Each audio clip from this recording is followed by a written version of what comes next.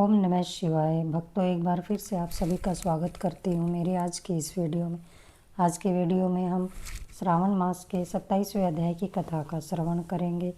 इस अध्याय में भगवान शिव और सनत कुमार के संवाद पर आधारित है। यह 27वां अध्याय ईश्वर जी सनत कुमार को बताते हैं कि कर्क संक्रांति से लेकर सिंह संक्रांति के बीच की अवधि में सभी नदियाँ अशुद्ध मानी जाती हैं।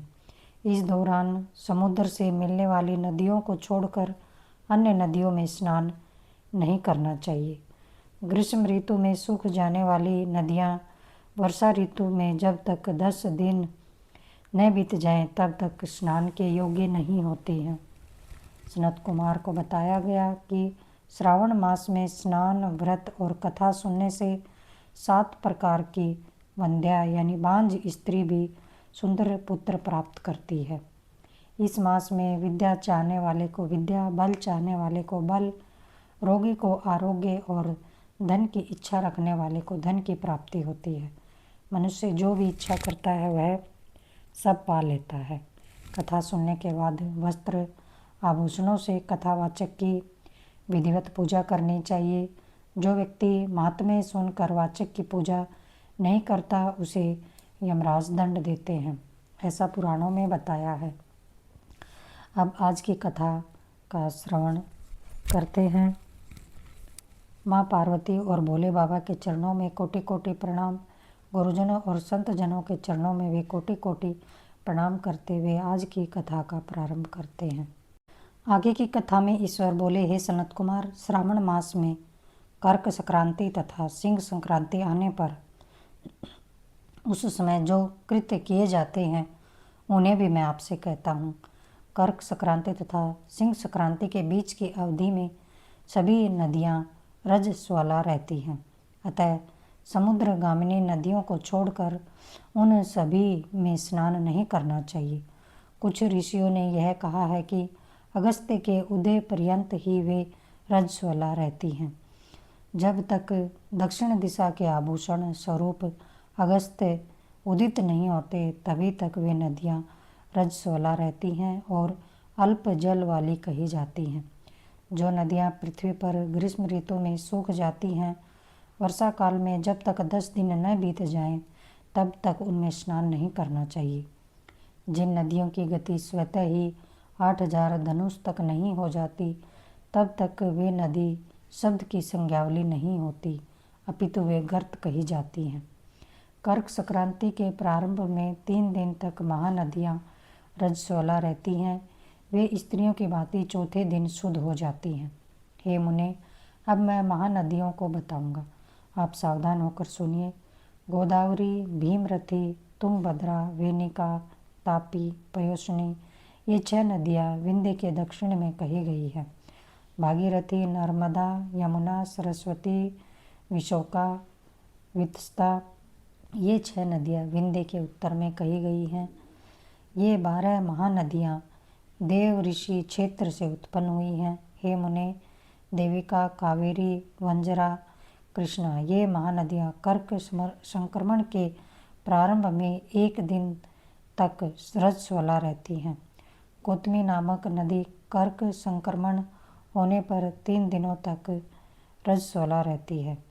चंद्रभागा, सती, सिंधु, सरयू, नर्मदा, गंगा, यमुना, लक्षजाला, सरस्वती ये जो नाद संज्ञा वाली नदियां हैं वे रजोदोष से युक्त नहीं होती हैं।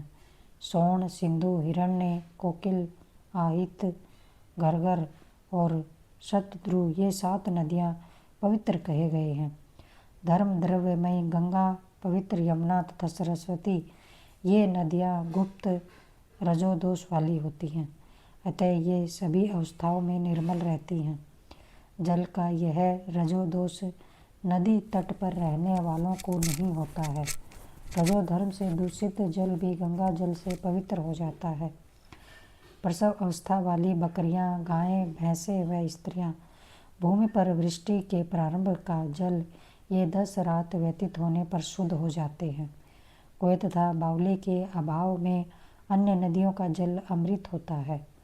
रजोधर्म से दूषित काल में भी ग्राम भोग नदी दोष में नहीं होती है। दूसरे के द्वारा भरवाए गए जल में रजोदोष नहीं होता है। उपाकर्म में, उत्सर्ग कृत्य में, प्रातःकाल के स्नान में, विपत्तियों में, सूर्य ग्रहण काल में तथा चंद्र ग्रहण काल में रजोदोष नहीं होता है। हे सनत कुमार, अब मैं सिंह संक्रांति में गो प्रसव के विषय में कहूँगा। सिंह राशि में सूर्य के संक्रमण होने पर यदि गो प्रसव होता है तब जिसकी गाय प्रसव करती है उसकी मृत्यु 6 महीने में हो जाती है। मैं इसकी शांति भी बताऊंगा जिससे सुख प्राप्त होता है। प्रसव करने वाली उस गाय को उसी क्षण ब्राह्मण को दे देना चाहिए। उसके बाद घृत मिश्री काली सरसों से होम करवाना चाहिए। इसके बाद व्याहृतियों से घृत में सिक्त तिलों की 1008 आहुतियाँ डालनी चाहिए। उपवास रख कर विप्र को प्रयत्नपूर्वक दक्षिणा देनी चाहिए। सिंह राशि में सूर्य के प्रवेश करने पर जब गोष्ठ में गो प्रसव होता है तब कोई अनिष्ट अवश्य होता है, अतः उसकी शांति के लिए शांति कर्म अनुष्ठान करना चाहिए।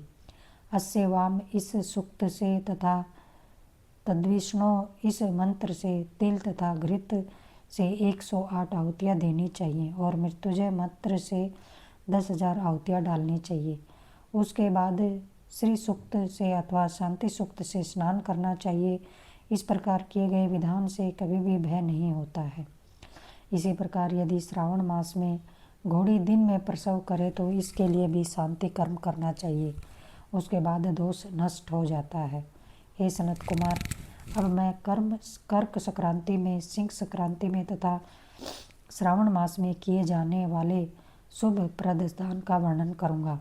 सूर्य के कर्क राशि में स्थित होने पर धृत धेनु का दान तथा सिंह राशि में स्थित होने पर सुवर्ण सहित छत्र का दान श्रेष्ठ कहा जाता है तथा श्रावण मास में दान अति श्रेष्ठ फल देने वाला कहा गया है। भगवान श्रीधर की प्रसन्नता के लिए श्रावण मास में घृत कुंभ, घृत धेनु तथा फल विद्वान ब्राह्मण को प्रदान करने चाहिए। मेरी प्रसन्नता के लिए श्रावण मास में किए गए दान अन्य मासों के दानों की अपेक्षा अधिक अक्षय फल देने वाले होते हैं। 12 महीनों में इसके समान अन्य मास मुझको प्रिय नहीं है। जब श्रावण मास आने को होता है तब मैं उसकी प्रतीक्षा करता हूँ।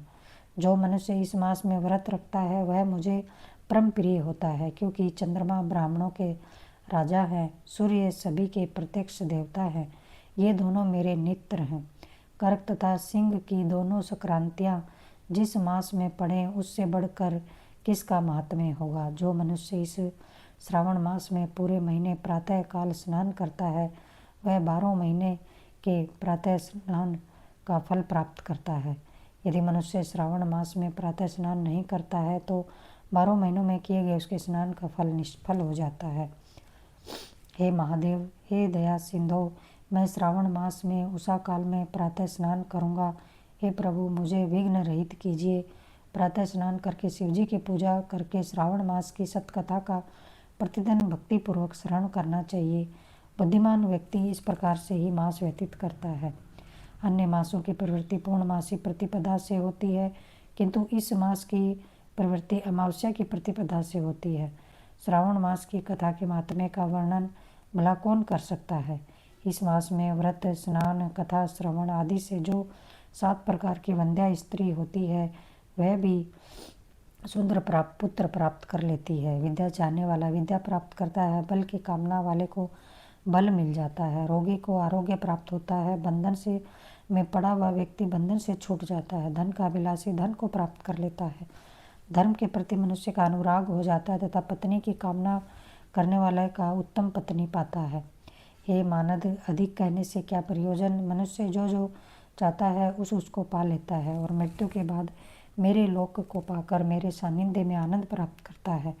कथा सुनाने के बाद वस्त्र, आभूषण आदि से कथावाचक की विधिवत पूजा करनी चाहिए।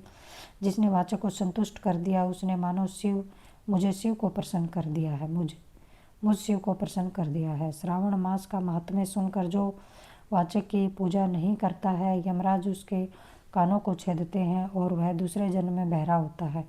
अतः सामर्थ्य के अनुसार वाचक की पूजा करनी चाहिए। जो मनुष्य उत्तम भक्ति के साथ इस श्रावण मास के महात्म्य का पाठ करता है अथवा सुनता है अथवा दूसरों को सुनाता है, उसको अनंत पुण्य की प्राप्ति होती है।